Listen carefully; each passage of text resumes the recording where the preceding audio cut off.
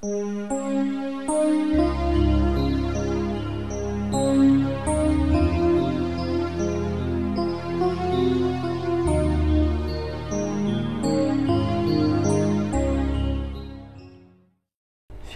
Bapak Ibu Saudara yang terkasih. Kita akan memulai ibadah keluarga pada hari ini. Marilah kita memulai ibadah kita dengan pengakuan yang demikian.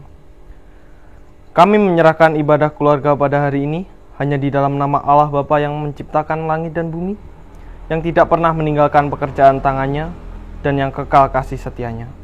Anugerah dan damai sejahtera dari Allah Bapa dan Tuhan Yesus Kristus senantiasa ada pada kita sekalian. Amin. Dengan penuh rasa syukur dan terima kasih kita kepada Tuhan, marilah kita bersama-sama menaikkan pujian dari KJ3, Kami Puji dengan Riang.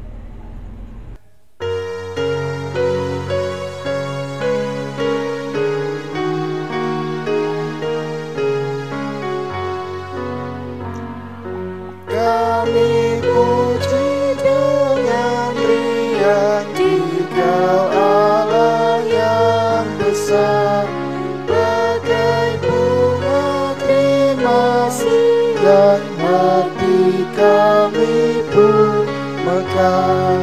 Kabut dosa dan derita, kebimbangan telah lenyap. Sumber suka yang abadi, beri sinar-Mu menyerah.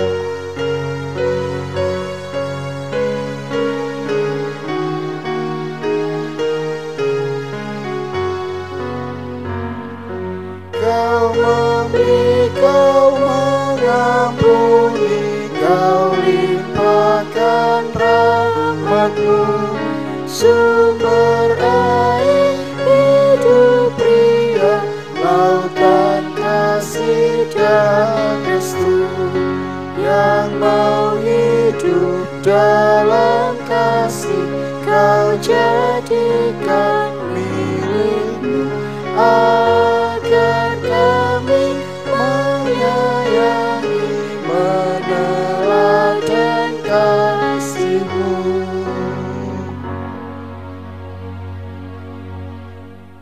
Bapak Ibu Saudara yang dikasihi Tuhan, tiba saatnya kita akan menyiapkan hati dan diri kita untuk merenungkan firman Tuhan. Namun, terlebih dahulu kita akan berdoa. Bapa kami yang berada di surga, pada kesempatan hari ini, kami mengucapkan syukur atas segala berkat dan penyertaan-Mu yang telah Engkau berikan pada kami, sehingga kami dapat berkumpul setelah menjalani hari yang penuh dengan pergumulan. Pada kesempatan ini, kami berkumpul untuk membaca firman-Mu. Tuhan, biarkanlah firman-Mu yang akan kami renungkan dapat menjadi petunjuk bagi kehidupan kami nantinya. Berfirman-Lah ya Tuhan, kami siap untuk mendengarkan. Amin. Firman Tuhan pada hari ini terambil dari Bilangan pasal yang 12 ayat yang ke-1 sampai 9. Begini bunyinya. Pemberontakan Miriam dan Harun. Miriam serta Harun mengamati Musa berkenan dengan perempuan Kus yang diambilnya, sebab memang ia telah mengambil seorang perempuan Kus. Kata mereka, sungguhkah Tuhan berfirman dengan perantara Musa saja? Bukankah dengan perantara kita juga ia berfirman? Dan kedengaranlah hal itu kepada Tuhan. Adapun Musa ialah seorang yang sangat lembut hatinya, lebih dari setiap manusia yang di atas muka bumi. Lalu berfirmanlah Tuhan dengan tiba-tiba kepada Musa, Harun dan Miriam, keluarlah kamu ketiga ke kemah pertemuan. Maka keluarlah mereka bertiga. Lalu turunlah Tuhan dalam tiang awan dan berdiri di pintu kemah itu, lalu mengambil Harun dan Miriam. Maka tampillah mereka berdua. Lalu berfirmanlah ia, dengarlah firmanku ini. Jika di antara kamu ada seorang nabi, maka aku, Tuhan, menyatakan diriku kepadanya dalam penglihatan. Aku berbicara dengan dia dalam mimpi. Bukan demikian hambaku Musa, seorang yang setia segenap rumahku. Berhadap-hadapan aku berbicara dengan dia, terus terang, bukan dengan teka-teki, dan ia memandang rupa Tuhan. Mengapakah kamu tidak takut mengatai hambaku Musa? Sebab itu bangkitlah murka Tuhan terhadap mereka, lalu pergilah ia. Berbahagialah setiap kita yang mau mendengarkan dan membaca, merenungkan, terlebih lagi mau melakukan dalam kehidupan sehari-hari. Amin. Bapak, Ibu, Saudara yang dikasihi Tuhan, iri hati bukanlah hal yang asing untuk kita. Jika bertanya dengan jujur, siapa yang tidak pernah merasa iri? Besar kemungkinan semua manusia pernah mengalami iri hati. Hal demikian wajar terjadi sebab jika hidup bersama-sama dengan orang lain, kita terbiasa membanding-bandingkan diri kita kepada orang lain. Contohnya, kita melihat si A memiliki usaha yang sukses, memiliki kendaraan dan rumah yang mewah, dan si B memiliki pekerjaan yang mapan, istri yang cantik, dan hidup serba berkelimpahan. Sedangkan kita hidup sederhana, rumah sederhana, kendaraan seadanya. Ketika kita tidak mendapatkan apa yang seperti orang lain dapatkan, terkadang kita mempunyai perasaan iri terhadap apa yang orang lain punya. Dan biasanya iri hati akan menuntun kita pada macam-macam pikiran untuk saling menjatuhkan, seperti bacaan kita pada hari ini yang menceritakan tentang kisah Harun dan Miriam.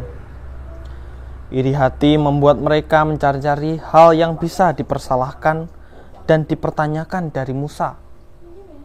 Mulai dari pernikahan Musa yang sebenarnya tidak cacat dalam segi hukum dan agama, sampai pada status kenabian Musa pun dipertanyakan oleh mereka. Mereka bertanya bukan dalam rangka memberi kritik untuk kebaikan, melainkan celaan untuk menjatuhkan. Namun di sisi lain ternyata Tuhan tidak dapat dibohongi. Meskipun celaan Harun dan Miriam telah dibungkus rapi dalam sebuah pertanyaan yang nampak kritis, Tuhan tetap mengetahui motivasi mereka yang jahat. Tuhan murka kepada mereka karena tidak dapat mengendalikan ambisi dan iri hati mereka, kemudian menjatuhkan sesamanya sesuka hati. Dalam murkanya di depan Miriam dan Harun, Tuhan membela Musa yang setia, sebab ia berkenan dengan kelembutan hati dan kesetiaannya. Selaku imam besar, Harun merupakan seorang tokoh terkemuka di Israel. Namun dia tidak memenuhi persyaratan untuk menjadi pemimpin. Dan sejauh yang bisa kita ketahui, dia juga tidak memiliki karunia bernubuat. Memanfaatkan pernikahan Musa dengan orang Kus sebagai alasan untuk mulai menyebar hasutan. Miriam dan Harun kemudian menentang hak mutlak Musa yang berbicara atas nama Allah kepada bangsa itu. Allah memperjelaskan kepada pasangan pemberontak itu bahwa Musa adalah alat khusus untuk menyampaikan pernyataan Tuhan, jauh lebih dekat dengan Yang Maha Kuasa daripada nabi biasa. Miriam selaku pemimpin pemberontakan itu terkena kusta. Pertobatan tulus dari pemberontak dan syafaat Musa yang berbaik hati akhirnya mendapatkan kesembuhan dan pemulihan. Namun semua itu terjadi sesudah 7 hari pengasingan yang diperlakukan oleh setiap orang yang terkena kusta.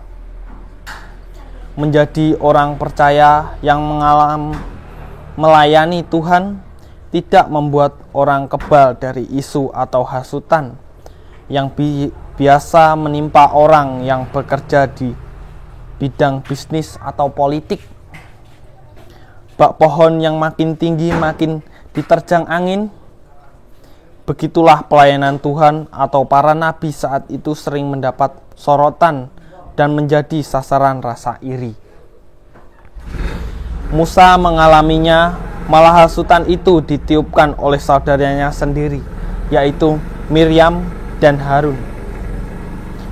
Mungkin mereka iri karena otoritas yang dimiliki Musa. Mereka menganggap posisi mereka sama dengan Musa. Bagaimana Musa menghadapi isu tersebut?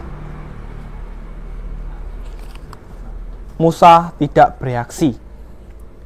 Ia adalah seorang yang berbaik, berhati lembut. Kelembutannya tentu lahir dari kedekatannya dengan Tuhan. Maka tidak ada yang dia lakukan untuk menyegah serangan kata-kata Miriam dan Harun.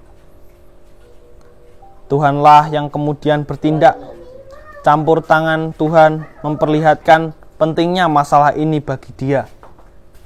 Ia mempertemukan ketiga orang tersebut dan membuka isu itu di dalam terang firman-Nya.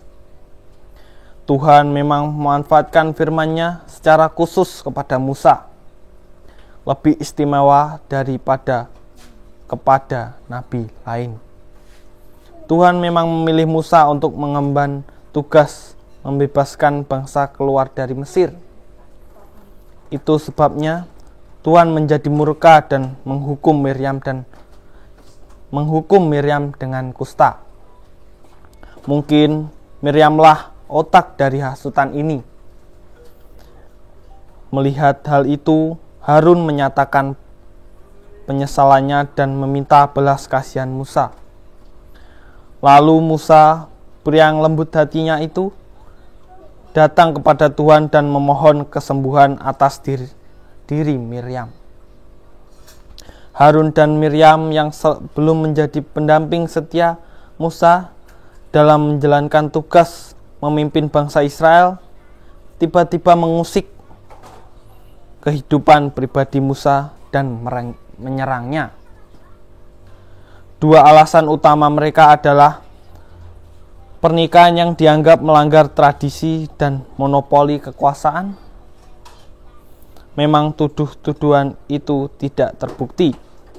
Namun, pelajaran yang bisa dilihat adalah dua hal ini merupakan titik yang diperhatikan oleh orang lain dan dapat mengundang respon yang tidak bersahabat dari mereka.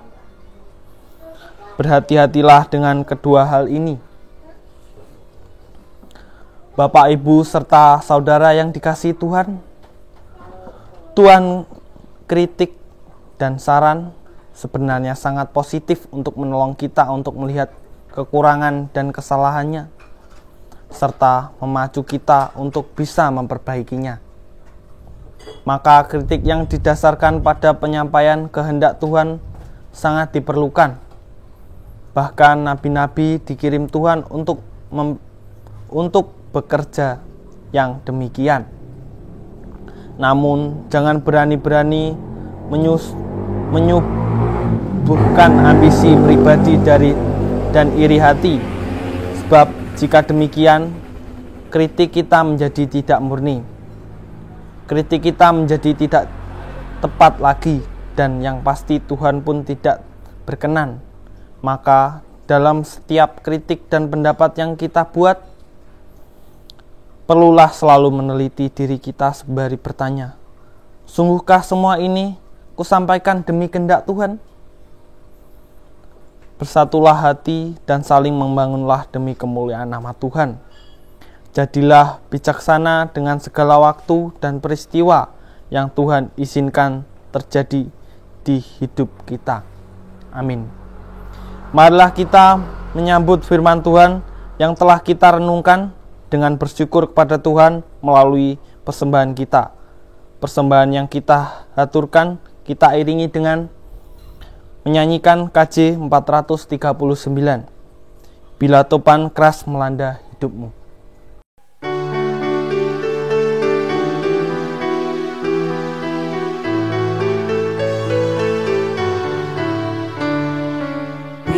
Topan keras melanda hidupmu, bila putus asa dan letih lesu, berkat Tuhan satu-satu hitunglah, kau niscaya kagum oleh kasih-Nya. Berkat Tuhan mari hitunglah, kau kan kagum oleh kasih-Nya. Berkat Tuhan mari hitunglah, kau niscaya kagum oleh kasih-Nya.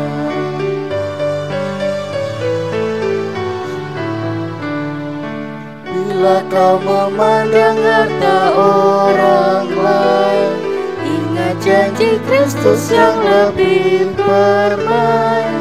Hitunglah berkat yang tidak terbeli, milikmu di surga tiada terberi.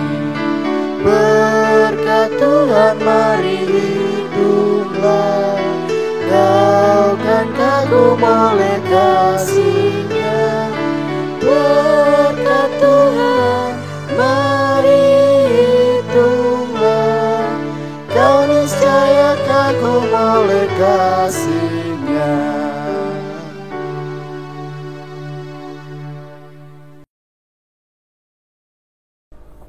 Marilah kita menyatakan segala keberadaan hidup kita di depan Tuhan melalui doa syafaat.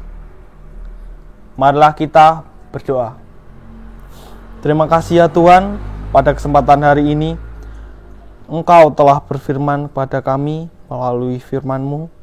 Engkau mengingatkan kami untuk tidak memiliki perasaan iri hati terhadap sesama kami, karena Engkau telah mengajarkan kami untuk selalu mengucapkan syukur dalam segala hal. Semoga firman ini dapat kami lakukan dalam kehidupan kami sehari-hari. Kami juga berdoa untuk pendeta dan juga keluarga serta Bapak Ibu majelis. Kiranya Tuhan berikan berkat serta akal budi dan kebijaksanaan sehingga dapat mendampingi jemaat-Mu ini sesuai dengan apa yang Tuhan kehendaki.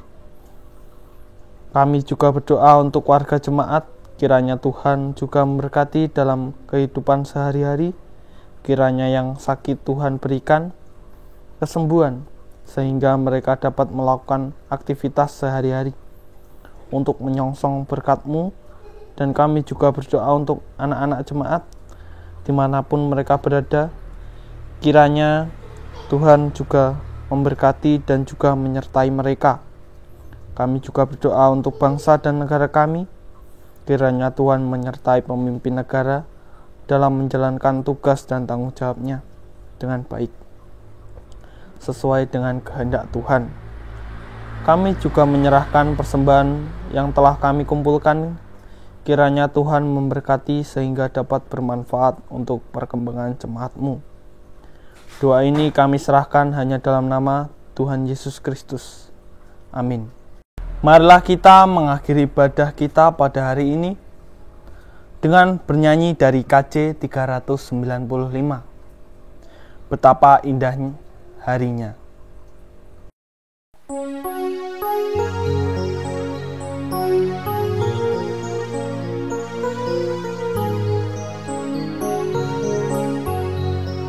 Sudah ku jadi miliknya, ia pun milikku kekal. Yakin penuh ku ikutlah, suara Tuhan ku kenal. Indahlah harinya, Yesus membasuh dosaku. Ku diajak di penebus, berjaga dan berdoa terus. Indahlah harinya, Yesus membasuh dosaku.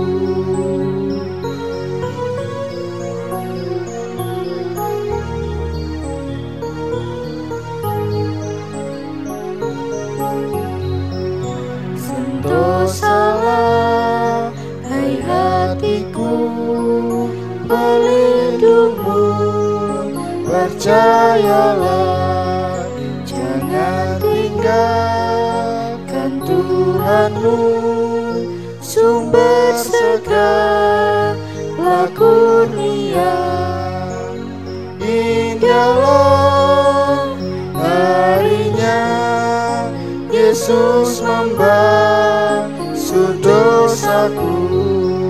Ku diajak di penebus, berjaga dan berdoa terus.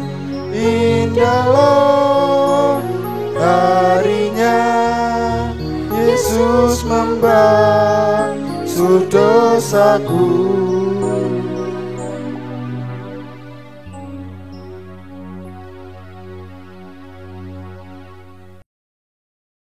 Marilah bersama-sama kita memohon berkat Tuhan. Kasih yang sempurna dari Tuhan Allah, karya keselamatan dari Tuhan Yesus Kristus, dan Roh Kudus sumber penghiburan senantiasa menyertai dan memberkati kita sekalian mulai saat ini sampai selama-lamanya. Amin. Demikianlah ibadah kita pada hari ini telah selesai. Selamat melanjutkan aktivitas kita masing-masing. Tuhan Yesus memberkati.